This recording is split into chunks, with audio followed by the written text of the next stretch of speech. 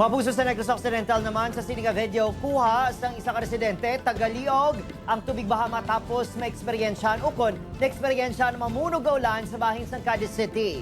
Ang tubig sa suba sa barangay Andres Bonifacio halos mag-awas na. Siyam ka barangay ang ginbaha sa syudad suno pa sa PDRMO. Isa sa mga ginalantaw na zone among manabaw nga mga suba. Amat-amat na nga nagsubside ang tubig apang may 15 pa ka mga pamilya nga nagpabilin sa evacuation center samtang ginomonitor pa ang levels ng tubig sa ila lugar. Masobra, 1,000 ka individual ukon masobra 600 ka mga pamilya ang naapektuhan sang pagbaha sa Cadiz. Kung ang mga areas subsided na ang water, closely monitoring lang ang LGU, so naghulam na sila sang amphibious backhoe sa province para mabuligan sila sa ilang mga dredging. Kaya I think one of the reasons why is medyo nagnabaw ng ilang mga ang creeks nila and rivers.